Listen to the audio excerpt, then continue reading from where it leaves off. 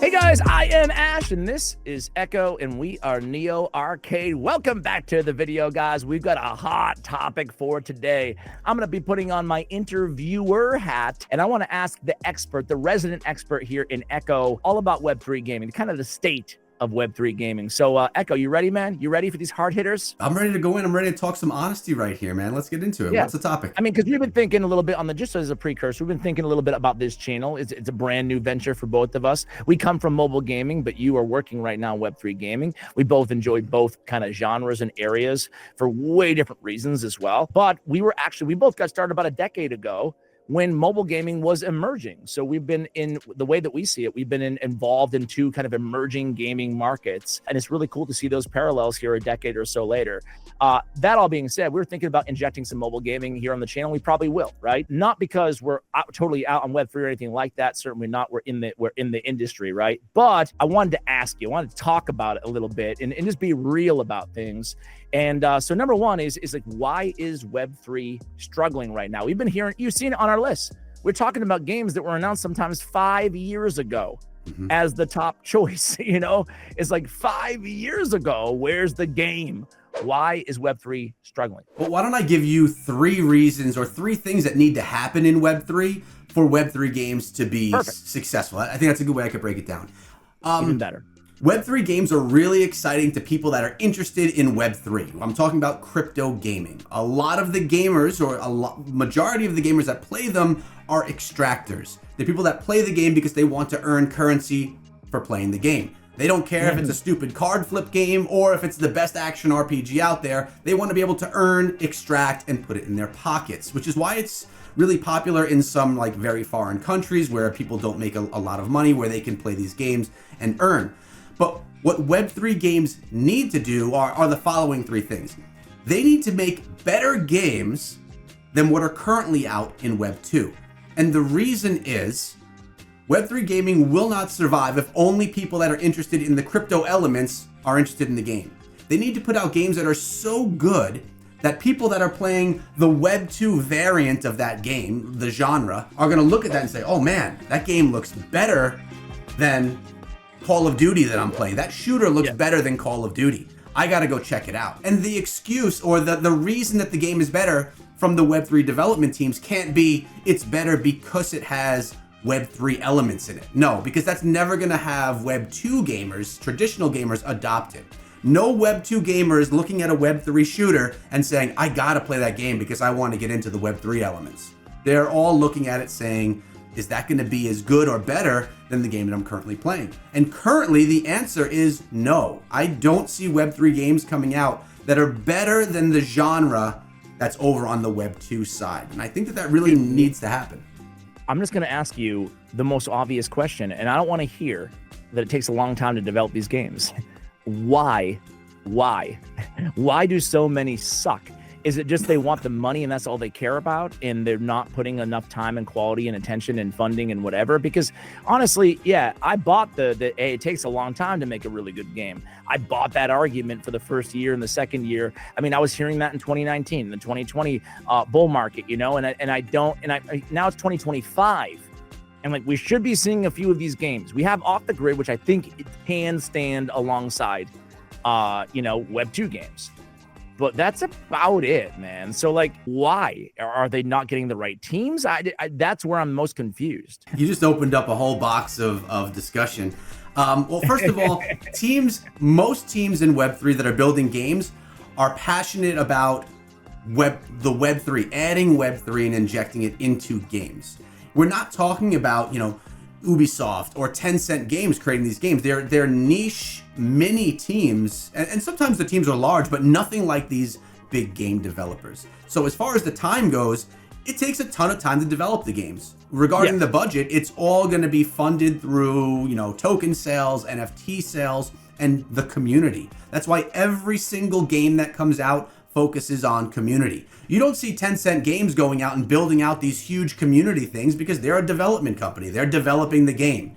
In Web3, they have Some to of have these games have community. big investments though, man. Because the community believes in the game experience that's going to come out of it, and then it's going to be a profitable thing. It's like putting money in the stock market into a company that you believe in, something like that. We talked about what they're doing wrong, right? But I still think that the people who are really bullish on Web3 gaming would say and have said that it's inevitable. The emergence of Web3 is inevitable, right?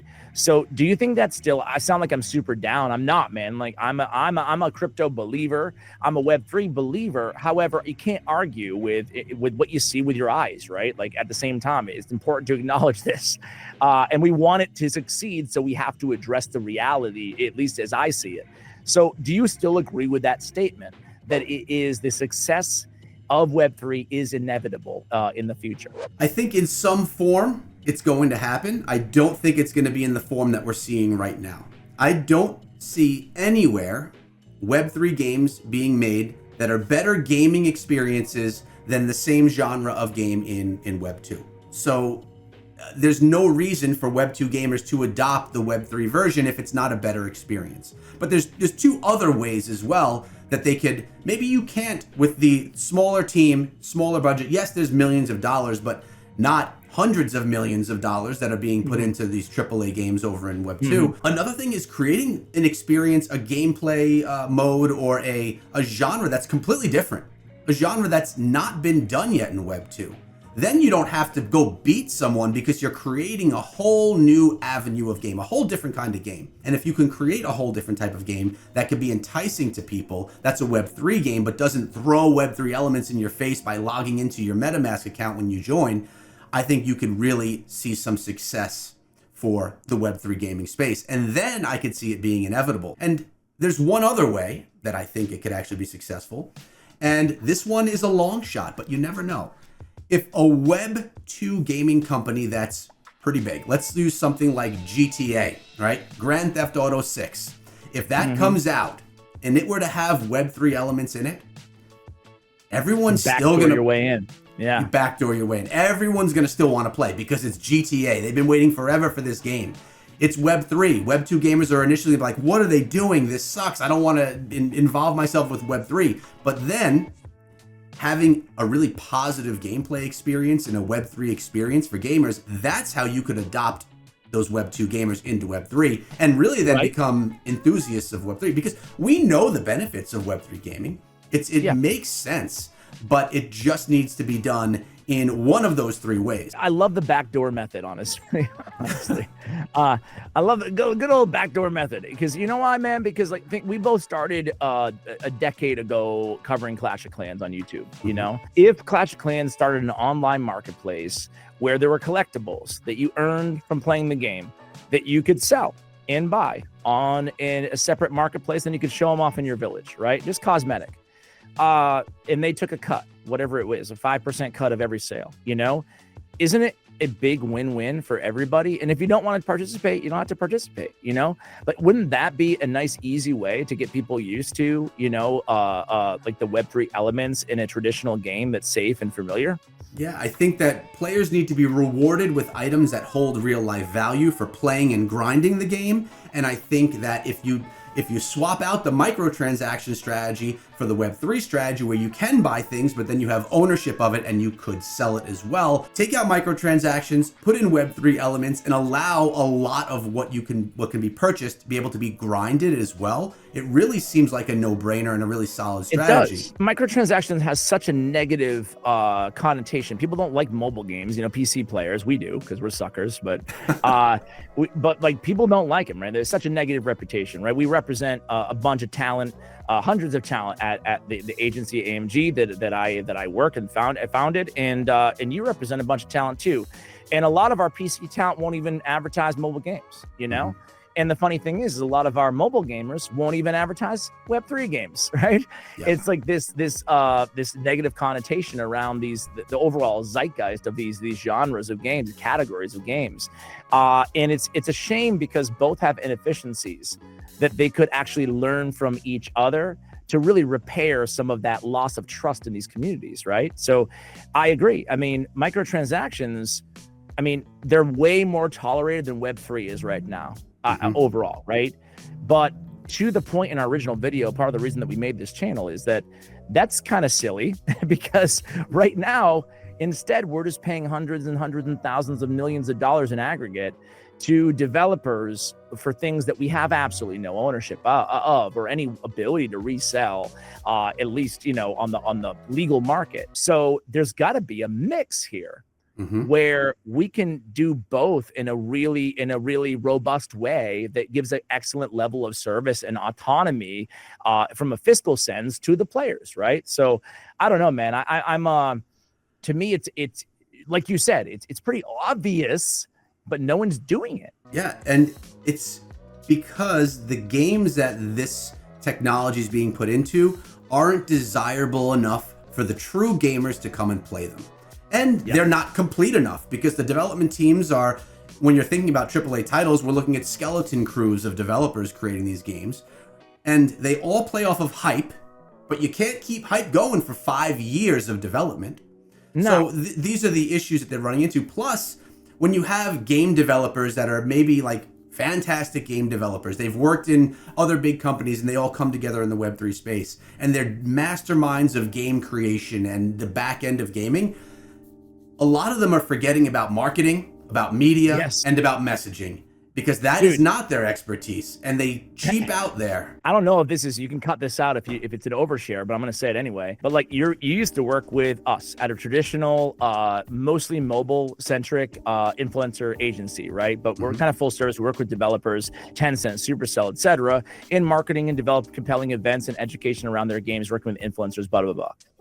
And then you switched to where you are right now, the green room, and you work with Web3 creators, right? Hundreds of those creators and developers. And you were sharing with me that like dealing on the client side, not the creator side, but dealing with the publishers, the game developers, it's like night and day because a lot of them just don't have that experience and they're just like, they don't know what they need, right? So like it speaks to maybe some of the other inefficiencies and challenges that are taking course even in the development of these games, right? Yeah, and there's no reason to cut that out because it's the honest truth, and we should share that. I was hoping not. No, it's fine. Yeah. I mean, it's true. The teams are small, the budgets are small. You say multi-million-dollar budgets, which is true, but when you think of what it costs to make a game that's better than a Web 2 game, it costs a ton. So really, for a Web 2 game, a modest launch budget for just influencer marketing would be like $2 million, like to put it in perspective. Go on, sorry. Just for influencer marketing. That has nothing to do with influencer. Right. Yeah, it's not Google. It's not, I mean, you have these games that maybe the gameplay's decent and maybe it's a fun mechanic and the tech is all there, but maybe the team doesn't know what is their message. How are they presenting themselves to everyone that's following their socials? What are the trailers and what do their media packages look like? Do they have a show developed to really promote what they're doing? And are they working with content creators to further, expand that reach? And a lot of times, probably not only in Web3, but a lot of times these elements are kind of, they don't put enough into that area. Getting the word out. I mean, Ash, I have seen some really shitty games do well because of the marketing and because of the promotion that's done for the game. Yeah. So I mean, I've fallen for it. I guess I won't name names, but like there's been some games so much hype around them and then they just don't deliver. And it's just like, it's part of the reason why we have to diversify this channel a little bit, because I'm not going to sit here and talk about the same 25-year-old hype games until we can see something, like we'll still talk about it, but we'll still talk about games that we see. We're not like totally shifting, but it's like we kind of realize that, man, there needs to be better quality out there, right? Because otherwise we're not going to sit here and just recommend trash, Yeah. And I think there will be. And I'm not trying to say that the games that are out are bad, because there are some really fun games. I mean, I've played a bunch of them and they're really good games, but I'm talking about taking people that don't believe in Web3 or that are even anti-Web3 and having them play those games. Have you ever made $1 in playing play to earn games? Never. Nope. I don't engage. Yeah. That's not important to me at the level that I play those games. And that's the appeal right now, right? Like that's the problem, right? Is that is the appeal, is making a few dollars. But like my impression is even that, kind of going to your original point, is it's not going to appeal very, very much to the Western audience, because no one's gonna, it pays you way worse than minimum wage, Yeah. you know, in terms of the time spent. So yeah, you're getting paid to play a video game, but like, you know, there's a lot of other factors to consider too, because your time is valuable as well. Like not even from a work standpoint, but what you could be doing with friends and family and whatever the heck you else want to do, like learning a craft, learning a trade, or doing whatever, you know? So, you know, I don't want to be super negative. I feel like I was extra negative in this video, but I think it's also important, if we're going to be covering this stuff on the channel, to be candid about it, about our concerns, and then to be constructive about what can change and what can happen. And also, like, it gives us an opportunity to point out projects that we think could be the game changers, could be showing this innovation, which we think is so badly needed in the space. Yeah, and it's also worth noting, I think you and I both play games for the enjoyment of playing games. We'll go buy a game. If we're thinking when we were younger, when that was the way you get games, we would buy a game and we'd extract the value from the experience. Web3 gaming is very much hanging their hat on, you spent $100 on this game. What did you get out of it? There's no value there, but they're forgetting that the experience and the fun, the joy you get from that game is value in a different, it's entertainment value. That's a great point. Great point. You know, like, why do people spend millions of dollars on some of these games that we even cover, right? Yeah. Because they enjoy the game.